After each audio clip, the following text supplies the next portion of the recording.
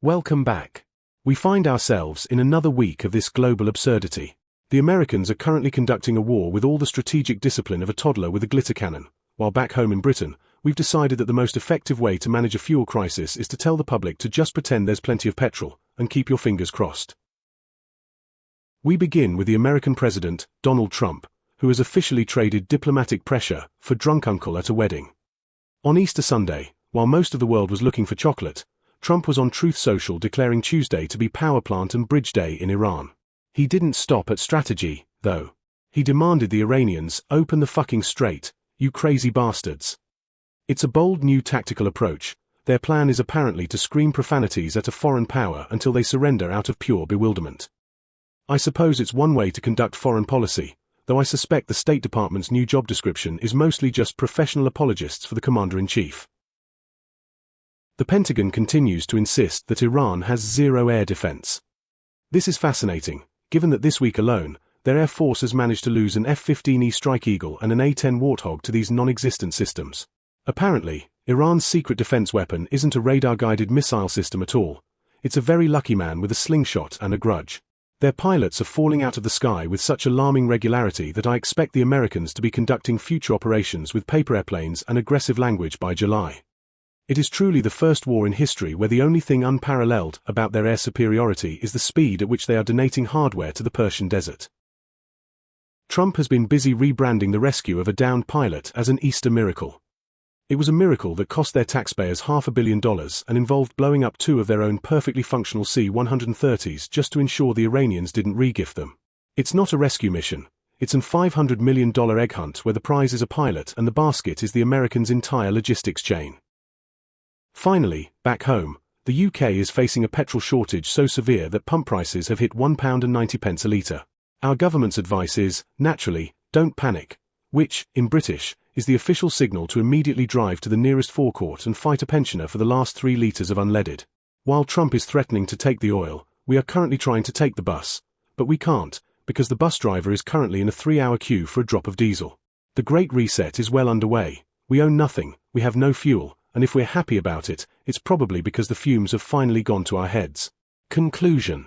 In summary, the US president is swearing at maps, their aircraft are being downed by imaginary defenses, and we in the UK are currently paying the price of a small car just to drive to the shops for a pint of milk. We are molding a new world. It's just a shame it looks like it was made by a toddler who's just realized that Plasticine is flammable. Thank you for joining us. Enjoy the song and we will see you again next time.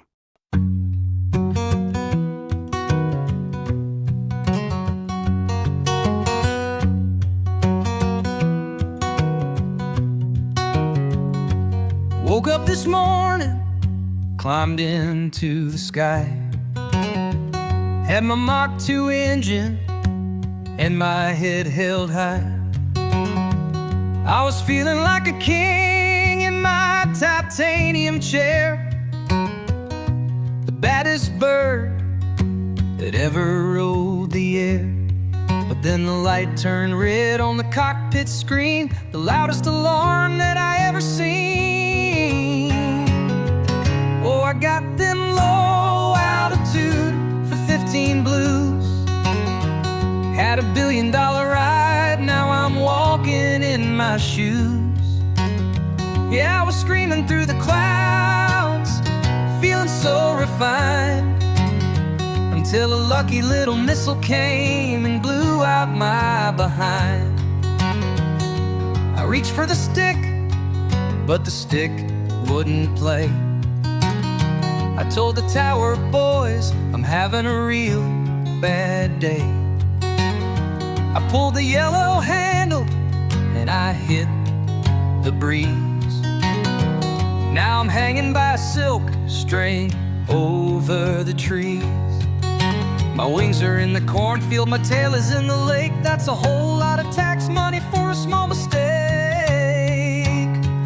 Oh, I got them low altitude for 15 blues.